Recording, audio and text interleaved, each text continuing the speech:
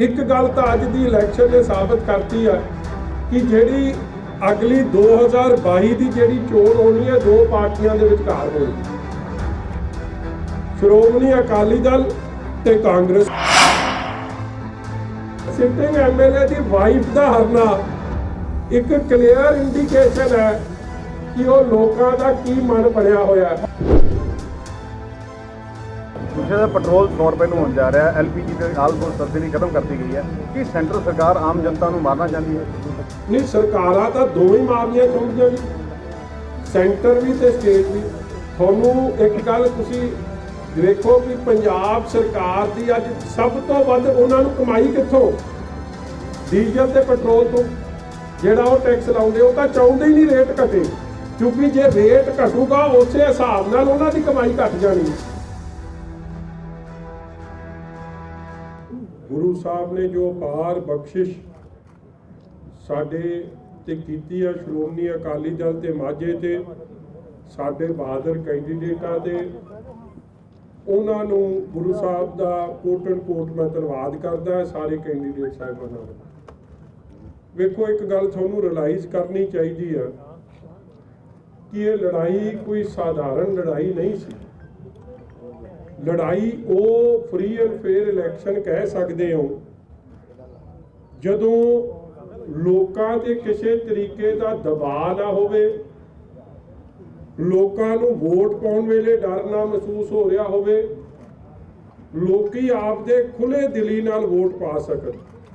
मैं बधाई इन्हां बहादुर कैंਡੀਡੇਟਾਂ नूं माझे दे बहादुर लोकां नूं इसलिए दे रहा कि लख प्रैशर के बावजूद, धक्केशाही के बावजूद इन्हां लोकां ने लोकतंत्र नूं बचाउण वास्ते, डेमोक्रेसी नूं बचाउण वास्ते कांग्रेस पार्टी के तशद्दद दा धक्के दा सामना करते हुए इस चोण प्रक्रिया च हिस्सा लिया।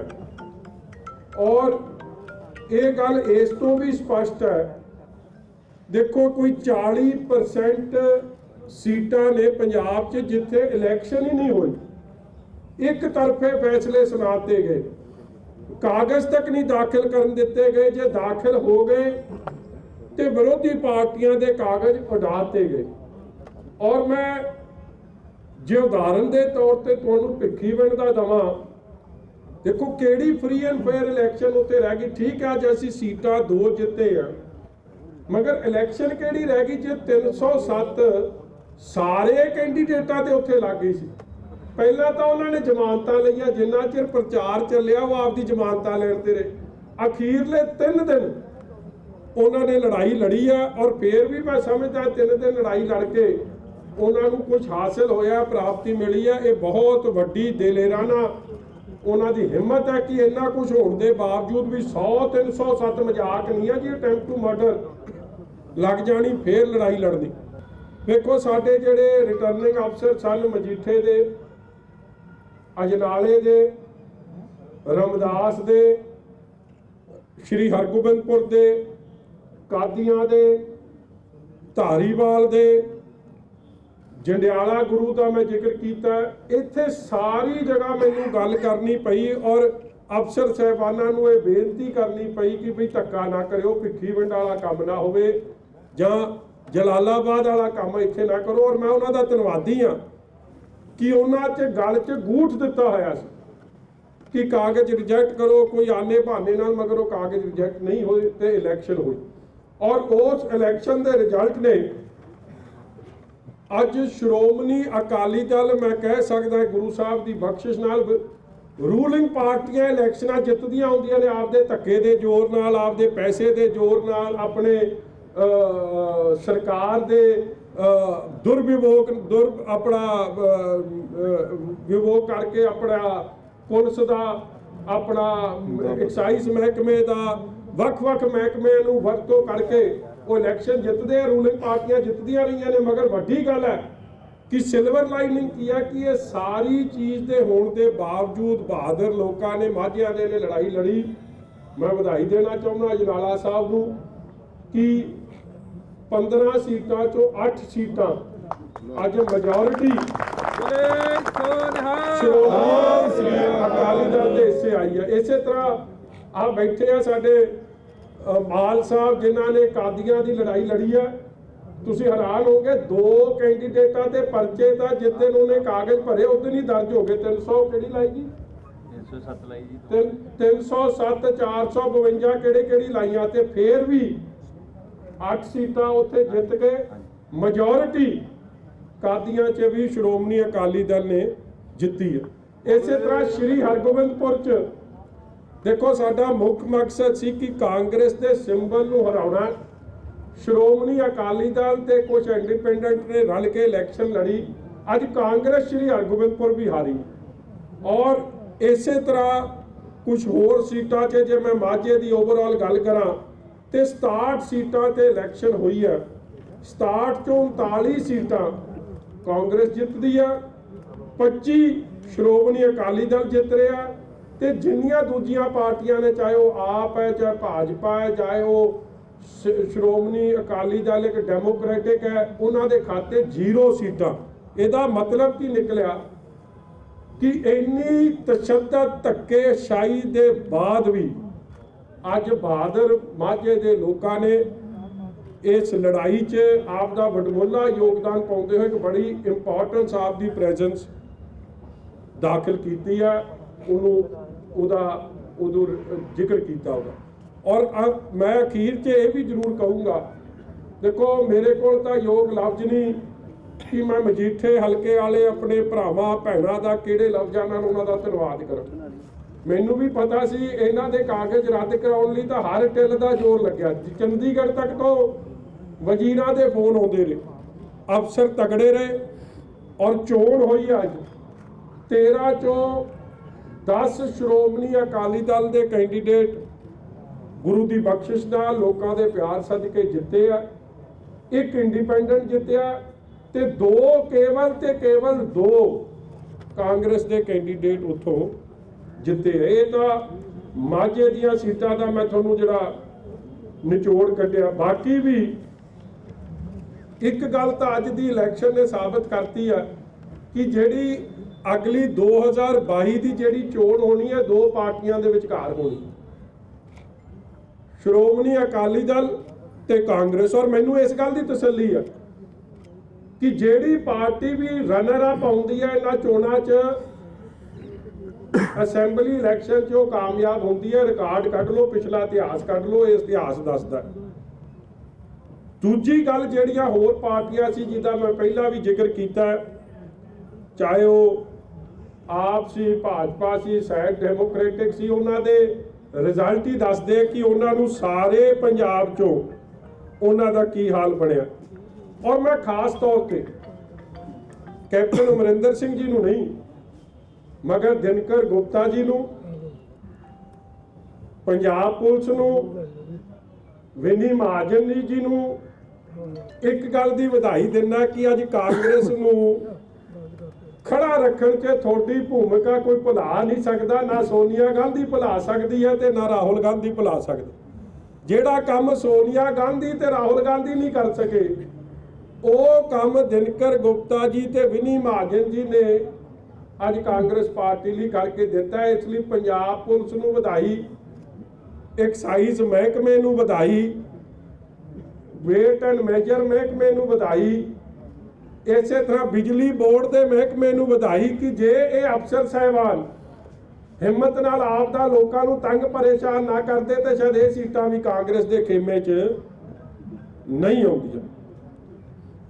ਅੱਗੇ ਇੱਕ ਬੜਾ ਵੱਡਾ ਸੰਕੇਤ ਜਿਹੜਾ ਮੈਂ ਤੁਹਾਨੂੰ ਦੱਸਣਾ ਚਾਹੁੰਦਾ ਇਸ ਇਲੈਕਸ਼ਨ ਨੇ ਦਿੱਤਾ ਹੈ। ਦੇਖੋ, 2 ਕੈਂਡੀਡੇਟ, ਇੱਕ ਮੋਗੇ ਦੇ ਕਾਂਗਰਸ ਦੇ MLA, ਉਹਨਾਂ ਦੀ ਮਿਸਿਸ ਇਲੈਕਸ਼ਨ 'ਚ ਹਾਰ ਰਹੀ ਹੈ। ਇਸ ਤੋਂ ਵੱਡਾ ਸੰਕੇਤ ਕੀ ਹੋ ਸਕਦਾ ਹੈ? ਸਿਟਿੰਗ MLA ਦੀ ਵਾਈਫ ਦਾ ਹਾਰਨਾ ਇੱਕ ਕਲੀਅਰ ਇੰਡੀਕੇਸ਼ਨ ਹੈ ਕਿ ਉਹ ਲੋਕਾਂ ਦਾ ਕੀ ਮਨ ਬਣਿਆ ਹੋਇਆ। ਔਰ ਦੂਜਾ, ਇਹਨਾਂ ਦੇ ਟੈਕਨੀਕਲ ਐਜੂਕੇਸ਼ਨ ਦੇ ਮਿਨਿਸਟਰ ਨੇ ਚੰਨੀ ਸਾਹਿਬ, ਉਹਨਾਂ ਦੇ ਬ੍ਰਦਰ ਦਾ ਹਾਰਨਾ, ਇਹ ਵੀ ਇੱਕ ਬੜਾ ਕਲੀਅਰ ਇੰਡੀਕੇਸ਼ਨ ਹੈ ਕਿ ਲੋਕ ਕਿੰਨੇ ਕਾਂਗਰਸ ਤੋਂ ਦੁਖੀ ਹੈ। ਇਸੇ ਤਰ੍ਹਾਂ ਕਈ ਜਿਹੜੇ ਰਿਜ਼ਲਟ ਮੇਰੇ ਕੋਲ ਆਏ ਆ, ਜਿਵੇਂ ਬਰੇਟਾ ਦਾ ਮੈਂ ਜ਼ਿਕਰ ਕੀਤਾ, ਬੋਹਾ ਹੋ ਗਿਆ, ਹੋਰ ਕਈ ਮੰਡੀਆਂ ਨੇ ਜਿੱਥੇ ਸ਼੍ਰੋਮਣੀ ਅਕਾਲੀ ਦਲ ਨੂੰ ਮੈਜੋਰਿਟੀ ਮਿਲ ਰਹੀ ਹੈ। ਔਰ ਮੈਂ ਸਮਝਦਾ ਕਿ ਅੱਜ ਮੈਂ ਪ੍ਰੈਸ ਕਾਨਫਰੰਸ ਵੇਖ ਰਿਹਾ ਸੀ, ਜਾਖੜ ਸਾਹਿਬ ਆਪ ਦੀ ਪਿੱਠ ਬੜੀ ਥੱਪ ਪਾ ਰਹੇ ਸੀ। ਮੈਨੂੰ ਹੈਰਾਨਗੀ ਹੋਈ ਜਾਖੜ ਸਾਹਿਬ ਕਿ ਚਲੋ ਅੱਜ ਇਹ ਕਈ ਐਲਾਨ ਕਰ ਦਿਓ। ਮੈਂ ਇਹ ਜਿੱਤ ਦੀ ਜੇ ਤੁਹਾਨੂੰ ਇੰਨਾ ਕਿਹੜੀ ਗੱਲ ਹੋ ਗਈ ਯਾਰ, ਤਾਰ ਖਿੱਚਤੀ, ਜਾਖੜ ਸਾਹਿਬ ਦਾ ਨਾਂ ਲੈਣ ਤੇ ਹੀ ਕੰਮ ਹੋ ਗਿਆ। ਇਸ ਤਰ੍ਹਾਂ ਹੀ ਪੰਜਾਬ ਦਾ ਵੀ ਕੰਮ ਕਾਂਗਰਸ ਦਾ ਨਾਂ ਲੈਣ ਤੇ ਹੋ ਜਾਂਦਾ। ਮਗਰ ਮੋਟੀ ਜੀ ਗੱਲ ਅੱਜ ਮੈਂ ਜਾਖੜ ਸਾਹਿਬ ਨੂੰ ਪੁੱਛਦਾ, ਅੱਜ 2 ਜਿੱਤਾਂ ਦਾ ਉਹਨਾਂ ਨੇ ਬਾਰ-ਬਾਰ ਜ਼ਿਕਰ ਕੀਤਾ, ਇੱਕ ਅਬੋਹਰ ਦਾ ਤੇ ਇੱਕ ਗੁਰਦਾਸਪੁਰ ਦਾ। ਭਾਵੇਂ ਗੁਰਦਾਸਪੁਰ ਤੋਂ ਉਹਨਾਂ ਨੂੰ ਲੋਕਾਂ ਨੇ ਵੇਲਾ ਕਰਤਾ ਸੀ, ਮਗਰ ਚਲੋ ਅੱਜ ਅਬੋਹਰ ਜਿੱਤੇ ਆ। ਕੀ ਜਾਖੜ ਸਾਹਿਬ ਕਹਿਣਗੇ, ਇਸ ਹਿੰਮਤ 'ਚ ਕਹਿ ਦੇਣਗੇ ਕਿ ਅਗਲੀ ਇਲੈਕਸ਼ਨ ਉਹ ਵਿਧਾਨ ਸਭਾ ਦੀ ਉੱਥੋਂ ਲੜਨਗੇ, ਕਿਉਂਕਿ ਅਬੋਹਰ ਵਾਲਿਆਂ ਨੇ ਉਹਨਾਂ ਨੂੰ ਉੱਥੋਂ ਵਿਹਲੇ ਕੀਤਾ ਹੋਇਆ। ਔਰ ਜਿਸ ਧੱਕੇ ਦੇ ਜ਼ੋਰ ਨਾਲ ਕਾਂਗਰਸ ਇਲੈਕਸ਼ਨ ਜਿੱਤੀ ਆ, ਜੋ ਮਰਡਰ ਆਫ ਡੈਮੋਕ੍ਰੇਸੀ ਹੋਇਆ, ਇਹ ਕਿਸੇ ਨੂੰ ਭੁੱਲਿਆ ਨਹੀਂ। 2-3 ਵਰਕਰਾਂ ਦੀ, ਅਕਾਲੀ ਵਰਕਰਾਂ ਦੀ ਇਹਦੇ 'ਚ ਜਾਨ ਚਲੀ ਗਈ। ਦੇਖੋ ਡੈਥ ਹੋ ਜਾਣੀ, ਇਲੈਕਸ਼ਨ ਰਿਲੇਟਡ ਇਹ ਤੋਂ ਵੱਡਾ ਵਾਇਲੈਂਸ ਕੀ ਹੋ ਸਕਦਾ। ਬਾਕੀ ਗੱਲਾਂ ਛੱਡ ਦਿਓ, ਸੁਖਬੀਰ ਜੀ ਤੇ ਆਰਓ ਤੇ ਦਫ਼ਤਰ 'ਚ ਪਥਰਾਅ ਹੋ ਗਿਆ, ਇੱਕ ਲੋਕਾਂ ਦੇ ਘਰਾਂ 'ਚ ਵੜ ਕੇ ਗੁਰਸਿੱਖਾਂ ਦੀਆਂ ਪੱਗਾਂ ਲਾਈਆਂ ਗਈਆਂ, ਸਾਡੀਆਂ ਧੀਆਂ ਭੈਣਾਂ ਨੂੰ ਬੇਇੱਜ਼ਤ ਕੀਤਾ ਗਿਆ। ਇਸ ਲਈ ਜੇ ਇਹੋ ਜਿਹੀਆਂ ਗੱਲਾਂ ਮੈਂ ਕਰਨ ਲੱਗਾ ਤੇ ਦੇਰ ਬੀ ਟੂ ਮੈਨੀ ਐਗਜ਼ਾਮਪਲਸ। ਮਗਰ ਮੋਟੇ ਤੌਰ ਤੇ ਇਹ ਡੈਥ ਤੋਂ ਬਾਵਜੂਦ ਵੀ ਲੋਕੀ ਖੜੇ ਰਹੇ ਇਸ ਹੱਕ ਸੱਚ ਲਈ। ਮੈਂ ਲੋਕਾਂ ਦਾ ਧੰਨਵਾਦ ਕਰਦਾ ਹੋਇਆ ਇਹ ਸਮਝਦਾ ਕਿ ਕਾਂਗਰਸ ਦੀ ਪੁੱਠੀ ਗਿਣਤੀ ਇਹਨਾਂ ਚੋਣਾਂ ਤੋਂ ਹੁਣ ਸ਼ੁਰੂ ਹੋ ਗਈ ਹੈ। ਜਿਹੜੀ ਤੁਸੀਂ ਗੱਲ ਕੀਤੀ ਆ, ਸਵਾਲ ਕਹਿਤਾ ਕਿ ਮੁਕਾਬਲਾ ਹੁਣ ਕਾਂਗਰਸ ਤੇ ਅਕਾਲੀ ਦਲ 'ਚ ਰਹਿ ਗਿਆ, ਇਹਦੇ ਪਿੱਛੇ ਫੈਕਟ ਕੀ ਨੇ? ਇੱਕ ਤੇ ਬੀਜੇਪੀ ਨੂੰ ਕੋਈ ਸੀਟ ਨਹੀਂ ਮਿਲੀ, ਜੇ ਮਿਲੀਆਂ ਹੁਸ਼ਿਆਰਪੁਰ ਤੋਂ ਬਹੁਤ ਘੱਟ ਮਿਲੀਆਂ। ਇਹ ਅੰਦੋਲਨ ਦਾ ਅਸਰ ਹੈ ਜਾਂ ਅਕਾਲੀ ਦਲ ਆਪਣੀ ਗੱਲ ਕਹਿਣ ਦੇ ਵਿੱਚ ਕਾਮਯਾਬ ਪੂਰੀ ਤਰ੍ਹਾਂ ਹੋ ਰਿਹਾ ਹੈ, ਜਿਵੇਂ ਕਿ 2017 ਦੇ ਵਿੱਚ ਇੱਕ ਮਾਹੌਲ ਬਣਿਆ ਸੀ ਉਵੇਂ ਨਹੀਂ ਸੀ ਹੋਇਆ? ਦੇਖੋ, ਸਭ ਤੋਂ ਪਹਿਲਾਂ ਸ਼੍ਰੋਮਣੀ ਅਕਾਲੀ ਦਲ ਇੱਕ ਪ੍ਰਿੰਸੀਪਲ ਆਪੋਜੀਸ਼ਨ ਪਾਰਟੀ ਉੱਪਰ ਕੇ ਆਈ ਹੈ ਇਹਨਾਂ ਚੋਣਾਂ 'ਚ। ਔਰ ਮੈਂ ਬਾਰ-ਬਾਰ ਕਹਿ ਰਿਹਾ ਕਿ ਹਾਂ, ਇੱਕ ਬੰਦੇ ਨੂੰ ਮੈਂ ਵਧਾਈ ਦੇਣੀ ਭੁੱਲ ਗਿਆ, ਜਗਪਾਲ ਸੰਧੂ ਜਿਹੜੇ ਇਲੈਕਸ਼ਨ ਕਮਿਸ਼ਨ ਦੇ ਹੈਗੇ, ਚੀਫ ਇਲੈਕਸ਼ਨ ਕਮਿਸ਼ਨ ਪੰਜਾਬ, ਉਹਨਾਂ ਨੂੰ ਵੀ ਵਧਾਈ ਹੈ ਕਿ ਪਿਓ ਦੇ ਪੁੱਤ ਨੇ ਡੱਕਾ ਨਹੀਂ ਭੰਨਿਆ, ਭਾਵੇਂ ਲੋਕ ਮਰ ਗਏ, ਜੋ ਮਰਜ਼ੀ ਹੋ ਗਏ, ਉਹਨੇ ਵੀ ਆਪ ਦੀ 20 ਵਜਾਤੀ ਕਾਂਗਰਸ ਦੇ ਨਾਲ ਖਲੋਣ ਦੀ। ਇਸ ਲਈ ਅੱਜ ਸ਼ਾਮ ਨੂੰ ਤਾਂ ਮੈਨੂੰ ਲੱਗਦਾ ਜਾਖੜ ਸਾਹਿਬ ਰਾਹੁਲ ਗਾਂਧੀ ਦਾ ਧੰਨਵਾਦ ਫੇਰ ਕਰ ਦੇਣਗੇ, ਸੋਨੀਆ ਗਾਂਧੀ ਦਾ ਫੇਰ ਹੋ ਜੂ, ਮਗਰ ਇਹ ਸਭ ਤੋਂ ਪਹਿਲਾਂ ਦਿਨਕਰ ਗੁਪਤਾ ਜੀ ਦੇ ਚਰਨ ਪਰਚ ਕੇ, ਵਿਨੀ ਮਹਾਜਨ ਜੀ ਦੇ ਚਰਨ ਪਰਚ ਕੇ ਤੇ ਜਗਪਾਲ ਸੰਧੂ ਜੀ ਦੇ ਚਰਨ ਪਰਚ ਲੈਣ ਜਾਖੜ ਜੀ ਤੇ ਕਾਂਗਰਸ ਪਾਰਟੀ, ਕਿਉਂਕਿ ਜਿੱਤ ਤਾਂ ਉਹਨਾਂ ਨੇ ਕਰਾਈ ਹੈ ਲੋਕਾਂ ਦੇ ਵੱਲੋਂ।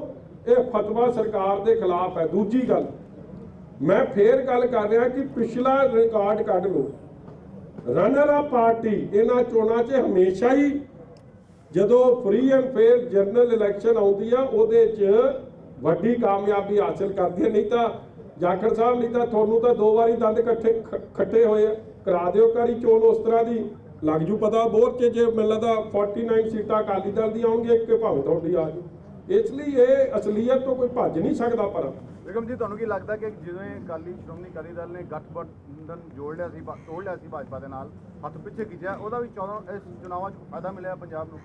ਦੇਖੋ, ਇੱਕ ਮੈਂ ਬੇਨਤੀ ਕਰਾਂ ਜੀ, ਸ਼੍ਰੋਮਣੀ ਅਕਾਲੀ ਦਲ ਇੱਕ ਪ੍ਰਿੰਸੀਪਲਡ ਪਾਰਟੀ ਹੈ। ਜਿਹੜੇ ਵੀ ਫੈਸਲੇ ਹੋਏ ਆ ਔਨ ਅਸੂਲਾਂ ਉੱਤੇ ਹੋਏ ਆ। ਅਸੀਂ ਪੰਜਾਬ ਇੱਕ ਕਿਸਾਨੀ ਪ੍ਰਧਾਨ ਸੂਬਾ, 70% ਲੋਕ ਕਿਸਾਨੀ ਤੇ ਸਿੱਧੇ ਅਸਿੱਧੇ ਤੌਰ ਤੇ ਜੁੜੇ ਆ।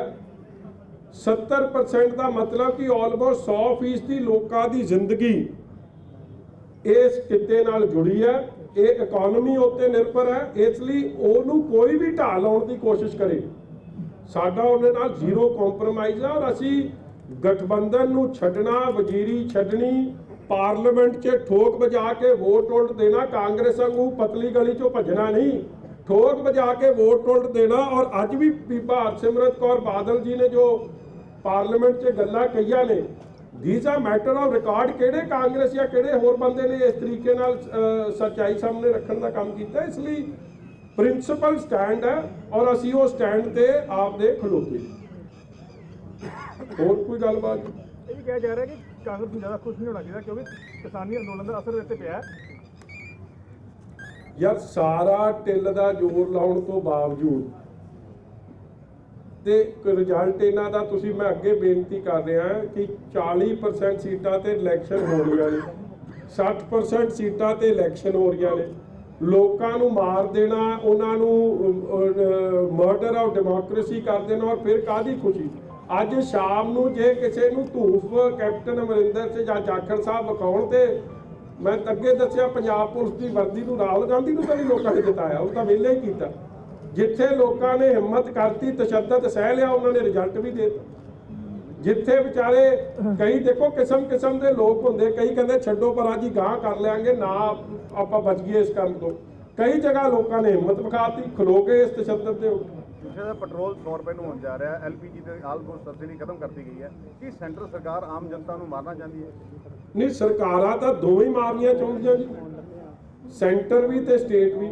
ਤੁਹਾਨੂੰ ਇੱਕ ਗੱਲ ਤੁਸੀਂ ਦੇਖੋ ਕਿ ਪੰਜਾਬ ਸਰਕਾਰ ਦੀ ਅੱਜ ਸਭ ਤੋਂ ਵੱਧ ਉਹਨਾਂ ਨੂੰ ਕਮਾਈ ਕਿੱਥੋਂ?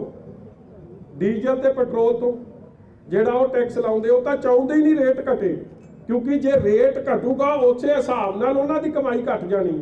ਔਰ ਪੰਜਾਬ 'ਚ ਡੀਜ਼ਲ ਤੇ ਪੈਟਰੋਲ ਤੇ ਸਭ ਤੋਂ ਵੱਧ ਟੈਕਸ ਦੇਸ਼ 'ਚ ਪੰਜਾਬ ਸਰਕਾਰ ਲਾ ਰਹੀ ਹੈ। 30 ਰੁਪਏ ਤੋਂ 20 ਰੁਪਏ ਲੀਟਰ ਤਾਂ ਕੱਲੀ ਸੂਬਾ ਸਰਕਾਰ ਲੈ ਰਹੀ ਹੈ। ਇਸ ਲਈ ਸੂਬਾ ਸਰਕਾਰ ਤੇ ਗਵਰਨਮੈਂਟ ਆਫ ਇੰਡੀਆ ਉਹ ਦੋਵੇਂ ਹੀ ਜ਼ਿੰਮੇਵਾਰ ਨੇ। ਔਰ ਤੁਸੀਂ ਉਹ ਵੀਡੀਓ ਵੇਖਿਆ ਨਾ ਬਾਬਾ ਰਾਮਦੇਵ ਜੀ ਦਾ, ਉਹ ਪੁੱਠਾ ਖਲੋਤਾ ਤੇ ਉਦੋਂ ਬਾਬਾ ਰਾਮਦੇਵ ਜੀ ਕਹਿੰਦੇ ਸੀ ਕਿ ਪਾ ਦਿਓ ਵੋਟ ਮੋਦੀ ਨੂੰ ਤੇ ਲੀਟਰ ਹੋ ਜੂ 30 ਰੁਪਏ ਤੇ ਕਰਤਾ 100 ਰੁਪਏ। ਇਸ ਲਈ ਇਹ ਬਾਬਿਆਂ ਨੂੰ ਵੀ ਸਤਿਕਾਰਯੋਗ ਨੇ, ਮਗਰ ਥੋੜਾ ਬਹੁਤਾ ਆਪਦੇ ਕੰਮ ਤੱਕ ਲੋਕਾਂ ਨੂੰ ਰੱਬ ਵਾਲੇ ਪਾਸੇ ਰੱਖਣ। ਇਹ ਜੇ ਕੰਮ 'ਚ ਨਾ ਪੰਗੇ ਲੈਣ, ਹੁਣ ਕੀ ਜਵਾਬ ਦੇਣਗੇ? ਬੋਲਦੇ ਕਿਉਂ ਨਹੀਂ? ਜਾਂ ਤਾਂ ਕੋਈ ਦੇਣ ਪਤੰਜਲੀ ਦਾ ਪ੍ਰੋਡਕਟ ਫਿਰ ਜਿਹੜਾ ਲੋਕਾਂ ਨੂੰ 10 ਰੁਪਏ 20 ਰੁਪਏ 'ਚ ਮਿਲ ਜਾਏ ਤੇ ਡੀਜ਼ਲ ਪੈਟਰੋਲ ਦੀ ਲੋੜ ਨਾ ਪਵੇ। ਦਿੱਲੀ ਮਾਡਲ ਨੂੰ ਲੈ ਕੇ ਆਮ ਆਦਮੀ 2 ਮਹੀਨੇ 'ਚ 3 ਵਾਰੀ ਵਧੀ। ਪੰਜਾਬ ਨੂੰ ਲੈ ਕੇ ਆਮ ਆਦਮੀ 150 ਰੁਪਏ ਸਿਲੰਡਰ ਮਹਿੰਗਾ ਹੋਇਆ ਪਿਛਲੇ 2 ਮਹੀਨੇ। ਹਾਂਜੀ, ਗੈਸ ਸਿਲੰਡਰ 2 ਮਹੀਨੇ ਜਿਹੜਾ ਗੈਸ ਸਿਲੰਡਰ ਮਹਿੰਗਾ ਹੋਇਆ ਜੀ, ਮੈਂ ਤਾਂ ਆਪਣੇ ਸਤਿਕਾਰਯੋਗ ਸਿਮਰਤੀ ਇਰਾਨੀ ਜੀ ਨੂੰ ਕਹੂੰਗਾ, ਤੁਸੀਂ ਬੜਾ ਜ਼ੋਰਦਾਰ ਧਰਨਾ ਦਿੱਤਾ ਸੀ 14 ਚੋਂ ਪਹਿਲਾਂ ਆਈ ਥਿੰਕ 12-13 ਦੀ ਗੱਲ ਹੈ, ਤੇ ਹੁਣ ਲੋੜ ਹੈ ਤੁਸੀਂ ਫੇਰ ਜ਼ੋਰਦਾਰ, ਜੇ ਲੋਕਾਂ ਦੀ ਹੱਕ ਦੀ ਗੱਲ ਕਰਦੇ ਹੋ ਫਿਰ ਜ਼ੋਰਦਾਰ ਤਰੀਕੇ ਨਾਲ ਜੋ ਇਹ ਮਹਿੰਗਾਈ ਦਾ ਬੋਝ ਸੈਂਟਰ ਤੇ ਸਟੇਟ ਗਵਰਨਮੈਂਟ ਲੋਕਾਂ ਤੇ ਪਾ ਰਹੀ ਹੈ, ਉਹਦੇ ਵਾਸਤੇ ਕੋਈ ਜ਼ੋਰਦਾਰ ਗੱਲ ਅੱਜ ਆਪਣੀ ਕੈਬਨਿਟ 'ਚ ਬਹਿ ਕੇ ਕਰੋ, ਫਿਰ ਸਮਝਾਂਗੇ। ਦਿੱਲੀ ਮਾਡਲ ਨੂੰ ਲੈ ਕੇ ਜਿਹੜਾ ਆਮ ਆਦਮੀ ਪਾਰਟੀ ਆਈ ਸੀ, ਦਿੱਲੀ ਮਾਡਲ ਇੱਥੇ ਚੱਲਿਆ ਨਹੀਂ ਪੰਜਾਬ 'ਚ। ਹੋ ਹੀ ਗਿਆ ਫੈਸਲਾ ਦਿੱਲੀ ਮਾਡਲ ਦਾ। ਇਸ਼ਤਿਹਾਰਾਂ ਨਾਲ ਤਾਂ ਨਹੀਂ ਗੱਲ ਬਣਨੀ, ਲੋਕਾਂ ਨੂੰ ਠੱਗੇ ਨਾਲ ਨਹੀਂ ਗੱਲ ਬਣਨੀ। ਵੇਖੋ ਇੱਕ ਗੱਲ ਆਪਾਂ ਨੂੰ ਨਹੀਂ ਭੁੱਲਣੀ ਚਾਹੀਦੀ, ਬੜੇ ਵੱਡੇ ਇਸ਼ਤਿਹਾਰ ਦਿੱਲੀ ਦੀ ਸਰਕਾਰ ਦੇ ਰਹੀ, ਔਰ ਦਿੱਲੀ 'ਚ ਅੱਜ ਤੁਸੀਂ ਆંકੜੇ ਕੱਢ ਲਓ। ਹੁਣ ਤਾਂ ਇਹਨਾਂ ਨੇ ਆંકੜੇ ਫੱਜ ਕਰਨ ਦੀ ਕੋਸ਼ਿਸ਼ ਕੀਤੀ ਹੈ, ਨਹੀਂ ਤਾਂ ਇੱਕ ਸਮਾਂ ਅਖਬਾਰਾਂ 'ਚ ਹੀ ਰਿਪੋਰਟ ਹੋਇਆ ਸੀ ਕਿ ਸਭ ਤੋਂ ਵੱਧ ਕੋਰੋਨਾ ਰਿਲੇਟਡ ਡੈਥਸ ਦਿੱਲੀ 'ਚ ਹੋਈਆਂ ਨੇ ਦੇਸ਼ 'ਚ। ਔਰ ਨੈਸ਼ਨਲ ਕੈਪੀਟਲ ਹੈ, ਜਿੱਥੇ ਕੱਲਾ ਸੂਬੇ ਸਰਕਾਰ ਤੇ ਨਹੀਂ ਕੰਮ ਨਿਰਭਰ, ਸੈਂਟਰ ਸਰਕਾਰ ਦੀ ਵੀ ਮਦਦ ਮਿਲ ਰਹੀ ਹੈ। ਉੱਥੇ ਏਮਜ਼ ਵਰਗੇ ਹਸਪਤਾਲ, ਗਵਰਨਮੈਂਟ ਆਫ ਇੰਡੀਆ ਦੇ ਕਈ ਹਸਪਤਾਲ ਚੱਲ ਰਹੇ, ਮਤਲਬ ਉਹਨਾਂ ਨੂੰ ਡਬਲ ਸਪੋਰਟ ਸੀ। ਉਹਦੇ ਬਾਵਜੂਦ ਵੀ worst performing state on health Delhi ਰਿਹਾ। ਔਰ ਇਹੀ ਅਸਲੀਅਤ ਦੀ ਗੱਲ ਹੈ ਕਿ ਚਾਹੇ ਉਹ ਕਿਸਾਨੀ ਦੀ ਗੱਲ ਹੈ, ਇੱਕ ਦਵਾਇਰ 'ਚ ਆਰਟੀਕਲ ਨਿਕਲਿਆ ਸੀ ਕਿ ਕੇਜਰੀਵਾਲ ਸਾਹਿਬ ਨੇ ਕਿਹਾ ਸੀ ਕਿ ਦਿੱਲੀ ਦੇ ਕਿਸਾਨਾਂ ਨੂੰ C2+50 ਮਿਲੂਗਾ, ਮਤਲਬ ਕਿ ਜੋ ਖਰਚਾ ਉਹਨਾਂ ਨੂੰ ਆ ਰਿਹਾ ਉਹਦੇ ਉੱਤੋਂ ਦੀ 50% ਪ੍ਰੋਫਿਟ ਮਿਲੂਗਾ। ਤੁਸੀਂ ਹੈਰਾਨ ਹੋਗੇ ਕਿੰਨੇ ਕਿਸਾਨਾਂ ਨੂੰ ਮਿਲਿਆ? 6 ਕਿਸਾਨਾਂ ਨੂੰ। ਮਤਲਬ ਇਸ ਤਰ੍ਹਾਂ ਲੋਕਾਂ ਨੂੰ ਮੂਰਖ ਨਹੀਂ ਬਣਾ ਸਕਦੇ। ਹੁਣ ਲੋਕ, ਪਬਲਿਕ ਸਭ ਜਾਣਦੀ ਆ, ਔਰ ਪਬਲਿਕ ਨੇ ਸੋਚ ਸਮਝ ਕੇ ਫੈਸਲਾ ਕੀਤਾ। ਇਹ ਜਿਹੜੇ ਟਵਿੱਟਰ ਤੇ ਹਵਾਈ ਫਾਇਰ ਕੱਢਣ ਵਾਲੇ, ਉਹਨਾਂ ਦਾ ਤਾਂ ਦੱਸ ਹੀ ਦਿੱਤਾ, ਉਹਨਾਂ ਦਾ ਤਾਂ ਖਾਤਾ ਮਾਝੇ 'ਚ ਤਾਂ ਗੋਲੀ ਕਰਤਾ। ਆ ਦੁਆਬੇ 'ਚ ਵੀ ਕੰਮ ਇਹ ਚਾਹੀਏ ਜੋ ਮੇਰੇ ਕੋਲ ਆਈ ਹੈ ਇੱਕ ਰਿਪੋਰਟ। ਹਾਂਜੀ, ਅਜਨਾਲੇ 'ਚ ਟਾਸ ਨਾਲ ਫੈਸਲਾ ਕੀਤਾ ਜਾਣਾ, ਲੱਗਦਾ ਕਿ ਫੇਰ ਹੋਊਗੀ। ਹਾਂਜੀ, ਅਜਨਾਲਾ 'ਚ ਟਾਸ ਨਾਲ ਫੈਸਲਾ ਕੀਤਾ ਜਾਣਾ। 8 ਸ਼੍ਰੋਮਣੀ ਅਕਾਲੀ ਦਲ ਜੀ ਤੇ 7 ਕਾਂਗਰਸ। ਬਾਕੀ ਬਰਾਬਰ ਨਾ ਉਹ ਤਾਂ ਪੈਂਦੀ ਹੈ ਜੀ ਬਹੁਮਤ ਨਾਲ ਸ਼ਾਇਦ ਇਹ ਬਰਾਬਰ ਹੋ ਗਿਆ। ਹੁਣ ਮੈਂ ਦੱਸੂ ਤੁਹਾਨੂੰ ਕਾਂਗਰਸ ਤੇ ਹੁਣ ਕੀ ਕਰਨਾ। ਵੇਖੋ ਹਲੇ ਇਹਨਾਂ ਦੀ ਵਿਚਾਰਿਆਂ ਦੀ ਲੜਾਈ ਮੁੱਕੀ ਨਹੀਂ। ਹੁਣ ਅੱਜ ਰਾਤ ਦਾ ਪਤਾ ਨਹੀਂ ਰਾਤ ਘਰੇ ਰਹਿਣਗੇ ਕਿ ਨਹੀਂ ਰਹਿਣਗੇ। ਅੱਜ ਰਾਤ ਤੋਂ ਫੜੋ ਫੜਾਈ ਚੱਕੋ ਚਕਾਈ ਸ਼ੁਰੂ ਹੋ ਜਾਣੀ ਕਿ ਸਵੇਰੇ ਵੋਟ ਇਹਨੂੰ ਪਾ ਦੇ, ਤੇ ਜੇ ਪੰਜੇ ਨੂੰ ਪਾ ਦੇਗਾ ਤੇ ਤੂੰ ਬਚ ਜਾਏਗਾ, ਨਹੀਂ ਪੰਜੇ ਨੂੰ ਪਾਏਗਾ ਤੇ ਤੈਨੂੰ ਰੱਬ ਆਸ।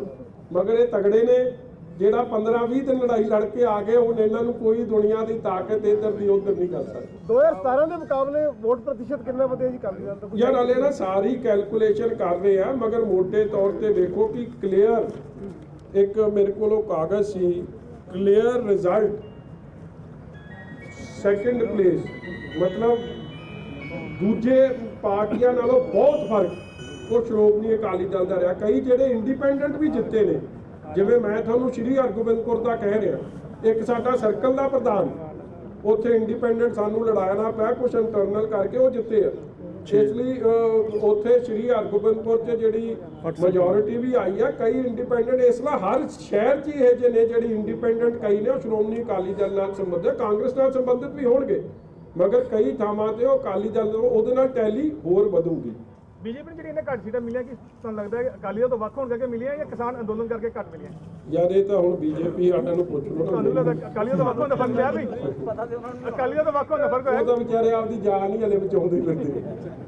ਐਕਸ ਕੈਬਨਿਟ ਮਿਨਿਸਟਰ ਇਹ ਤਾਂ ਉਹਨਾਂ ਨੂੰ ਵੀ ਮੈਂ ਸਮਝਦਾ, ਦੇਖੋ ਇੱਕ ਗੱਲ ਹੈ, ਪੰਜਾਬ 'ਚ ਭਾਈਚਾਰਕ ਸਾਂਝ ਸਭ ਤੋਂ ਜ਼ਰੂਰੀ, ਔਰ ਉਹਨਾਂ ਨੂੰ ਇਸ ਗੱਲ ਤੋਂ ਸਬਕ ਸਿੱਖਣਾ ਚਾਹੀਦਾ ਕਿ ਪੰਜਾਬ ਦੀ ਭਾਈਚਾਰਕ ਸਾਂਝ ਨਹੀਂ ਕੋਈ ਟੁੱਟਣ ਦਊਗਾ, ਪੰਜਾਬ ਨੂੰ ਮਾੜੇ ਦਿਨਾਂ 'ਚ ਨਹੀਂ ਕੋਈ ਧੱਕਣ ਦਊਗਾ। ਔਰ ਜੇ ਪੰਜਾਬੀਆਂ ਨੂੰ ਤੁਸੀਂ ਖਾਲਿਸਤਾਨੀ, ਵੱਖਵਾਦੀ, ਅੱਤਵਾਦੀ, ਕਦੇ ਪਾਕਿਸਤਾਨ ਦਾ ਏਜੰਟ, ਕਦੇ ਚਾਈਨਾ ਦਾ ਏਜੰਟ, ਕਦੇ ਵਿਚੋਲੀਆ, ਕਦੇ ਅਰਬਨ ਨਕਸਲ, ਇਹ ਜੀ ਸ਼ਬਦਾਵਲੀ ਜੇ ਉਹਨਾਂ ਲਈ ਕੋਈ ਵੀ ਵਰਤੂਗਾ ਤੇ ਉਹ ਪੰਜਾਬੀਆਂ ਨੂੰ ਨਾ ਮਨਜ਼ੂਰ ਆ। ਪੰਜਾਬੀ ਪੈਟਰੀਆਟਿਕ ਲੋਕ ਨੇ, ਦੇਸ਼ ਭਗਤੀ ਕਰਨ ਵਾਲੇ ਲੋਕ ਨੇ, ਇਸ ਦੇਸ਼ ਲਈ ਮਰ ਮਿਟਣ ਵਾਲੇ ਲੋਕ ਨੇ। ਜਿਹੜਾ ਬੰਬਈ ਬੈਠਿਆ ਜਾਂ ਚੇਨਈ ਬੈਠਿਆ, ਉਹਨੂੰ ਇੱਥੇ ਵਾਘੇ ਬਾਰਡਰ ਦੇ ਦਰਦ ਦਾ ਕੀ ਪਤਾ। ਇਸ ਲਈ ਮੇਰੇ ਵੀਰੋ, ਇਹ ਪੰਜਾਬੀ ਜੈ ਜਵਾਨ ਜੈ ਕਿਸਾਨ ਦੇ ਨਾਰੇ ਨੂੰ ਜੇ ਬੁਲੰਦ ਰੱਖਿਆ ਇਹ ਆਜ਼ਾਦ ਦੇਸ਼ 'ਚ, ਤੇ ਉਹ ਪੰਜਾਬੀ ਨੇ ਰੱਖਿਆ, ਔਰ ਉਹਨੂੰ ਗਲਤ ਸ਼ਬਦਾਵਲੀ ਜਿਹੜੀ ਪਾਰਟੀ ਵਰਤੂਗੀ ਉਹਨਾਂ ਨੂੰ ਸਮਝ ਆਈ ਜਾਣੀ ਚਾਹੀਦੀ। ਡੀਟੀਏ ਸਾਹਿਬ, ਤੁਸੀਂ ਕਹਿੰਦੇ ਹੋ ਕਿ ਮੁੱਖ ਮੰਤਰੀ ਆਪਣੇ ਕਦੀ ਮਹਿਲ ਚੋਂ ਨਿਕਲੇ, ਤੇ ਹੁਣ ਉਹਨਾਂ ਨੂੰ ਲੱਗਦਾ ਕਿ ਮੰਥਨ ਦੀ ਜ਼ਰੂਰਤ ਹੈਗੀ। ਨਹੀਂ, ਅੱਜ ਦੀ ਪਾਰਟੀ ਤਾਂ ਮੈਨੂੰ ਲੱਗਦਾ, ਅੱਜ ਤਾਂ ਮੈਂ ਕਿਹਾ ਦਿਨਕਰ ਗੁਪਤਾ ਜੀ ਨੂੰ ਜਾ ਕੇ ਵਧਾਈ ਦੇਣੀ ਚਾਹੀਦੀ ਸਾਰਿਆਂ ਨੂੰ। ਸ਼ਾਮ ਦੀ ਮੇਰੀ ਗੱਲ ਮੰਨ ਲਿਓ, ਅੱਜ ਚਲੋ ਤੁਸੀਂ ਆਪਦੇ ਕੈਮਰੇ ਲਾ ਲਿਓ, ਹੁਣੇ ਲਾ ਲਓ, ਅੱਜ ਸ਼ਾਮ ਨੂੰ ਕੋੜਾ ਗਿਆ ਉਸ ਮੱਲ ਤੇ, ਜਾਂ ਦਿਨਕਰ ਗੁਪਤਾ ਜੀ ਤੇ ਜਾਂ ਮਿੰਨੀ ਮਹਾਜਨ, ਕੋ ਹੋਰ ਤਾਂ ਨਹੀਂ ਗਿਆ ਨਾ। ਕੀ ਕੈਪਟਨ ਅਮਰਿੰਦਰ ਸਿੰਘ ਆਪ ਮੰਨਦੇ ਕਿ ਜਿੱਤ ਰਾਹੁਲ ਗਾਂਧੀ ਤੇ ਸੋਨੀਆ ਗਾਂਧੀ ਕਰਕੇ ਹੋਈ ਆ? ਪੁੱਛ ਲਓ ਉਹਨਾਂ ਨੂੰ, ਉਹ ਆਪ ਹੀ ਨਹੀਂ ਮੰਨਦੇ। ਜਾਖੜ ਸਾਹਿਬ ਵੀ ਮੰਨ ਗਏ ਕਿ ਇਹ ਤਾਂ ਜਿੱਤ ਪੰਜਾਬ ਦੀ ਆ, ਉਹ ਦਿੱਲੀ ਵਾਲਿਆਂ ਦੀ ਕੋਈ ਜਿੱਤ ਨਹੀਂ ਹੈ। ਬੋਲ ਹੀ ਰਹੇ ਸੀ ਤਰੀਕੇ ਨਾਲ, ਗੋਲਮੋਲ ਢੰਗ ਨਾਲ ਬੋਲ ਰਹੇ ਸੀ, ਮਗਰ ਮਤਲਬ ਉਹੀ ਕਹਿ ਰਹੇ ਸੀ। ਉਹਨਾਂ ਨੂੰ ਵੀ ਸੁਨੇਹਾ ਦੇ ਰਹੇ ਸੀ ਜਿਹੜੇ ਸੱਜੇ ਖੱਬੇ ਡਿੱਗੇ ਫਿਰਦੇ, ਜਿਹੜੇ ਕਹਿੰਦੇ ਅਸੀਂ ਬਣ ਜਾਣਾ, ਕੋਈ ਕਦੇ ਪ੍ਰਧਾਨ ਬਣ ਜਾਣਾ, ਕੋਈ ਕਹਿੰਦਾ ਡਿਪਟੀ ਸੀਐਮ ਬਣ ਜਾਣਾ, ਉਹਨਾਂ ਨੂੰ ਵੀ ਮੈਸੇਜ ਦੇ ਰਹੇ ਸੀ। ਤੁਸੀਂ ਸਮਝੋ, ਉਹਨਾਂ ਦੀ ਭਾਸ਼ਾ 'ਚ ਬੜਾ ਕੁਝ ਨਿਕਲ ਰਿਹਾ ਸੀ। ਉਹ ਬੰਦੇ ਬਾਹਰ ਨਹੀਂ ਨਿਕਲਦੇ ਪਏ, ਜਿਹੜੇ ਡਿਪਟੀ ਸੀਐਮ ਦੇ ਖਾਬ ਦੇਖਦੇ ਪਏ ਬਾਹਰ ਨਹੀਂ ਨਿਕਲਦੇ। ਕੋਈ ਨਾ, ਤੁਸੀਂ ਜਾ ਕੇ ਆਪਦੇ ਦਰਸ਼ਨ ਦਿਓਗੇ ਤੇ ਨਿਕਲ ਆਉਣਗੇ। ਜਿਸ ਤਰ੍ਹਾਂ ਤੁਸੀਂ ਕਿਹਾ ਕਿ 2022 ਦੇ ਵਿੱਚ ਇੱਕ ਵੱਡੀ ਭੂਮਿਕਾ ਨਿਭਾਉਣਗੇ ਵਾਲੇ ਜਿਹੜੇ ਇਲੈਕਸ਼ਨ ਨੇ, ਤਾਂ ਕੀ ਇਹ ਸਮਝਿਆ ਜਾ ਸਕਦਾ ਕਿ ਬੀਜੇਪੀ ਦੇ ਨਾਲ ਗੱਠਜੋੜ ਟੁੱਟਣ ਤੋਂ ਬਾਅਦ ਇਹ ਪਹਿਲਾ ਇਮਤਿਹਾਨ ਸੀ ਅਕਾਲੀ ਦਲ ਦਾ, ਔਰ ਉਹ ਪਾਸ ਹੋਇਆ, ਔਰ ਇਹਦੇ ਨਾਲ ਅਕਾਲੀ ਦਲ ਨੂੰ ਮਜ਼ਬੂਤੀ ਮਿਲੇਗੀ? ਦੇਖੋ, ਬੜਾ ਵੱਡਾ ਇਮਤਿਹਾਨ ਸੀ ਜੀ। ਆਫਟਰ ਆਲ ਅਸੀਂ 30 ਸਾਲ ਦਾ 35 ਸਾਲਾਂ ਦਾ ਗੱਠਜੋੜ ਰਿਹਾ ਹੈ ਸਿਟੀ 'ਚ। ਸਾਡੀ ਪ੍ਰੈਜ਼ੈਂਸ ਹਮੇਸ਼ਾ ਸਾਥ ਦੀਆਂ ਰਹੀਆਂ ਨੇ। ਕਈ ਜਗ੍ਹਾ ਤਾਂ ਅਸੀਂ ਸੀਟਾਂ ਹੀ ਪਹਿਲੀ ਵਾਰੀ ਲੜ ਰਹੇ ਸੀ, ਮਗਰ ਉਹਦੇ ਬਾਵਜੂਦ ਜੇ ਅਸੀਂ ਲੜਾਈ ਦੇ ਕੇ ਸਟਰੋਂਗ ਨੰਬਰ 2 ਪੋਜੀਸ਼ਨ 'ਚ ਆਏ ਆ। ਔਰ ਇਤਿਹਾਸ ਦੱਸਦਾ ਹੈ ਕਿ ਜਿਹੜਾ ਵੀ ਨੰਬਰ 2 ਪੋਜੀਸ਼ਨ 'ਚ ਆਇਆ, ਰੂਲਿੰਗ ਪਾਰਟੀ ਇਹ ਚੋਣਾਂ ਜਿੱਤਦੀਆਂ ਨੇ ਬਾਈ ਹੁੱਕ ਔਰ ਕਰੁੱਕ, ਬਾਈ ਮਨੀ ਪਾਵਰ, ਬਾਈ ਮਸਲ ਪਾਵਰ।